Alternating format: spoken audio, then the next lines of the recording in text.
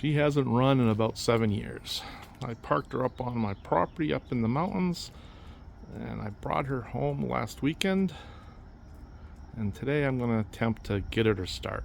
She does turn over, but she doesn't start. It's probably bad fuel. I mixed a whole bunch of good fuel with bad fuel, so I still have bad fuel, but we'll see if we can get it running.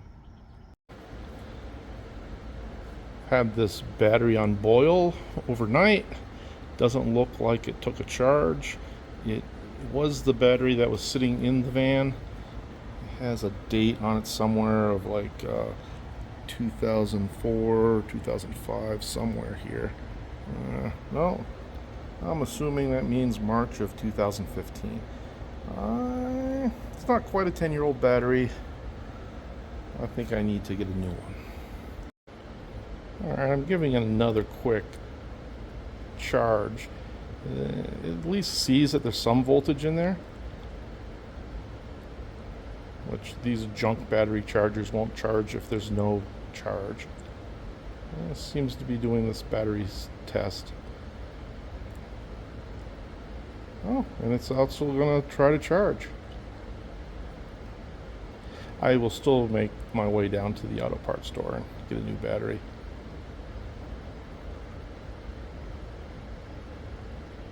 Soju, what you doing? You helping Daddy? Huh? Alright, it's a bit later in the day. New battery installed. Most of the bird's nest removed.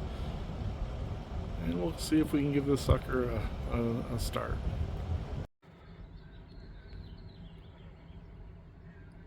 Alright, let's give the sucker a try.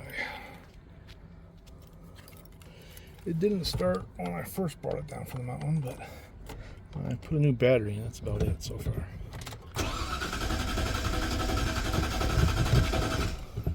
Wants to.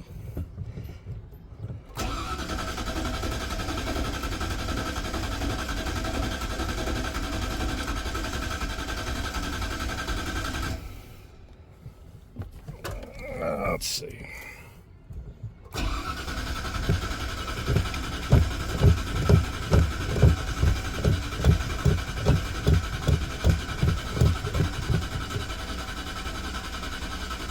Not convinced it's getting gas. Since it's a van, it's lovely to work on. I don't have much of a doghouse to take, so I don't have a lot of access, but let's start digging into that. Well, I think I found the problem. This wire should be longer than this. It looks like I had some mice in the van. So this is the coil wire going from the coil to the distributor, and I noticed some sparking when I was trying to crank it. I originally thought I wasn't getting any fuel. I did test and it looked like it was getting spark, but yeah, this should have a other connector on it, and it should connect to the distributor cap that's way down there. And I think I'm going to have to go find a 4-year-old that could reach in there and pull that out. I have no access to that from the front of the van either, so this is going to be fun. I have a parts store run, and I'll be back. Well, doghouse is off. I have access to some things. I'm going to have to look around to see where the gas is coming in.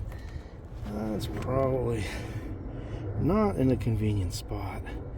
I can see if the fuel pump is pumping fuel. Oh, back from O'Reilly's. Should I be concerned at the amount of dust on these spark plug wires that I got? They have definitely been at O'Reilly's for a long time. Either no one buys this brand, I did get the cheapest one, or no one needs this exact type of spark plug wire. It is for a 95 Ford F-150, or E150. Same engine as lots of things though. It's a 5-liter. Oh, we'll give it a try. Alright. On further investigation, we have some more wires that probably should connect to stuff. I have this greenish wire here that's pretty chewed up, and if I dig into this harness, there's this red wire that should go somewhere, and that's where it's kind of a pinkish red wire. I don't know what the hell, the beige, I don't know, but it goes into this harness, which goes into here, which is going to this vacuum thing, and up into what looks like an injector. That's probably something that I'm hoping that's just emissions, but I don't know. It looks like there's one on the front too that's similar, but I can't see. This goes forward to something that looks kind of like a fuel pump, but I know the fuel pumps for these are in the fuel tank, so I don't think that's a fuel pump, but it may be some sort of fuel injection. I probably need to replace this wire. This is going to be fun. I don't know how much more access I would get. I can't get through the hood. There's just no access to the engine really from the hood. I can pretty much see the radiator and the battery, and that's about it. From the doghouse, I can get to, the back two spark plugs, and then everything else is kind of trapped in there. I might have to drop the engine. To drop the engine, I need to get this thing in on my lift. I was hoping that I could drive this thing onto my lift. Those spark plug wires that or what's left that I pulled off, was all the cylinders on the driver's side. So I'm assuming that's 2 through 2, 4, 6, and 8. I could be wrong. It could be 1, 3, 5, and 7. But none of those have spark plugs. And of course, since they were chewed, I have no idea of the firing order on the distributor, nor can I see the distributor from here. I think I'm dropping the engine on this one, which is a lot more work than I was expecting to do. I might try to guess. I've got there's only 4 possible ways I could do this, and I kind of think I know where the last one and the first one go. These don't seem to be chewed on this side. At least they're not chewed at the distributor, and they're solid on the spark plugs, and when I pull the wires, it feels like they're connected and they're not loose. However, I don't think that's my current problem. I do want to get all the spark plugs plugged back in at the right firing order, but I think this is the reason why she's not starting right now.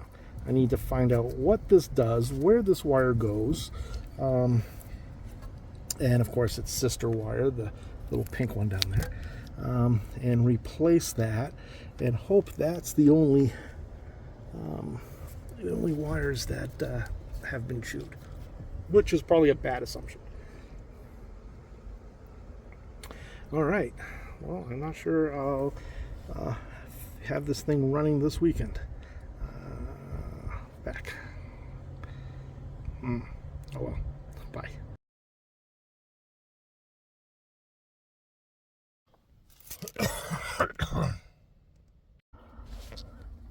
All right, well, while replacing the coil wire, I found 4 other spark plugs. One of these is the coil.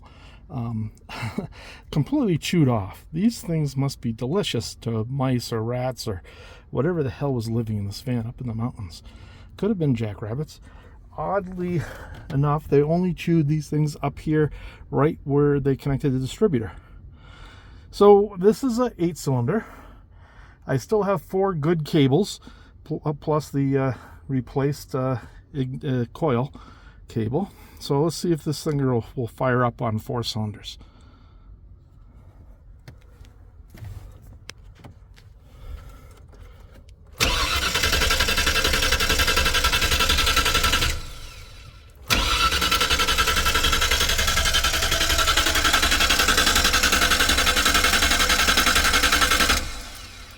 she does not. I did see when I was doing that, I found where the fuel comes up from the fuel tank. So if I had to, I can disconnect it right there and see if I'm getting fuel. At least I think I can disconnect it right there. Where's it going? It's this cable right here. This is the fuel line. I'm assuming the blue's return. Yeah. But anyway, I should be able to see if I'm getting fuel. Clearly I wasn't getting spark. I should be getting spark now, assuming that I'm not missing some other rodent inflicted problems. Well, let's give it a couple more cranks while I still have a battery.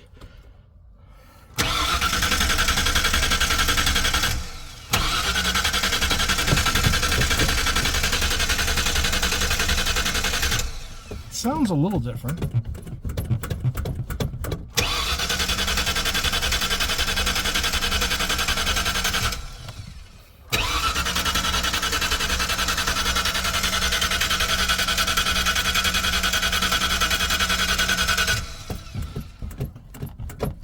Good thing I have a new battery.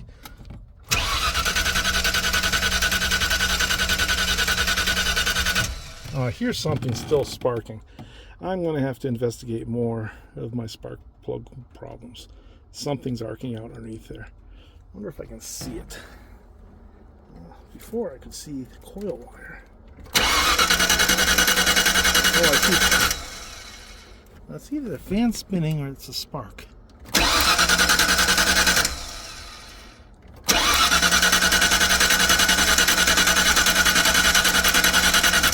That's just the fan spinning, I think.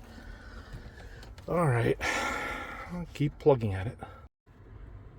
Okay, we're back in the van. One of the things that's been bothering me every time I come to work on this is this steering wheel has become basically glue. So this is kind of dumb, but I bought this really cheapy leather looking, I'm sure it's not really leather, cover off Amazon. It looks like it should very snugly fit on that. So we'll give it a try. Let's see if I can find a place to lean my camera. Okay, so I guess it didn't record that, but I got that on. The steering wheel is so sticky. I expect it to kind of bind the this thing on. It just happened to go on straight. This was not planned. I'm now thinking, did I want the lighter color on the top? Doesn't matter. But this part is still super sticky. Oh, I'll still get that. Well, that means is the key still in here? No. So I haven't tried starting this. I want to prove that I have gas or not on this thing before I come back out here and work on this. I've determined that the wires that were chewed were not wires, they're hoses, and that they go to climate control type stuff, emissions. And so the car should still start without that. I don't know if, it'll just probably start maybe a little rougher, or maybe I won't even notice. But right now it's getting plenty of spark, and you need spark and fuel. So I don't have a way of testing if it gets fuel unless I just cut into some of these hoses. I do not want to cut into hoses. I should be able to disconnect it somewhere. Obviously, that's the fuel coming in. And I traced it back, and as far as I can tell, there's no wires eaten up to the fuel tank or hoses. So hoses look solid. The wires, from what I can tell, at least where they go to the fuel tank, seem okay. Where they come from before going to the fuel tank, I can't trace them all the way back. They go into a wiring harness just about at this area underneath the driver's seat. And it's kind of, there's a there's things on the trailer in the way, like the fender for the wheels, that I can't necessarily comfortably get underneath this while it's on the car trailer. I could jack it up, but then we're starting to get into questionable situations. Should I really be underneath a car that's jacked up with Harbor Freight tools on a car trailer? So once I stop being a wussy about that, we'll see. But I would like to be able to just disconnect the fuel cable here, or not cable, fuel hose here, and see fuel pumping. And if I see a fuel pumping, I can know that the fuel pump's working, and then I can roll that out, and then go on to other things. But right now I can't rule out not having fuel, so that's my assumption, is I'm not getting gas to the fuel injection system. I know nothing about fuel injection systems. I know very little about carburetors. I'm kind of relearning a lot of this stuff as I go, and I only worked on 2 cars as a teenager, so I don't really have a lot of knowledge. So fun. Luckily, I have got a lot of time to worry about working on this. This is not something that has to be fixed. I do need to get this off the car trailer. I don't know which order I'm putting these videos out, but I did mention that I have another project car that I've bid on. I'm currently the highest bidder. So if I win that, it's also not a running vehicle. So I'm going to need my car trailer with a winch to bring that home, and that should be a fun little adventure. It's only about maybe 45 minutes away from here. It's an old Ford pickup truck. So I've always wanted an old pickup truck, and I guess if I wait long enough, I don't know if you can see it from here, but my pickup truck that's over in my barn would become old. It's only like 11 or 12 years old now, but I plan on keeping that. It's, I've never had any problems with it. I need to knock on wood, but I don't know what I'm going to do with this van once I get it running. I definitely want to get the van running. I've had this van for a long time. My son used it to goof off in high school, and for the most part, he didn't damage it that bad. There's some interior trim that needs to be replaced, but it now all needs to be replaced anyway, because it's sat up in the mountains and under this big valley underneath the sun 360 something days out of the year. So the interior in this is really cooked. You can see from like that door panel. So this was the side the sun shined on. So it's the worst. This one here is not that bad, but it could be salvaged. It's missing some screws and stuff, but it's not that bad. I've been thinking about turning this into like a little tiny camper type thing, or whatever they call them. The seats aren't bad. The bed, there was a fold down bench seat in the back that became a bed. I still have the frame to it, but it got fairly well destroyed while my son had this. So I was hoping that they got destroyed for fun reasons, but I have no evidence of that.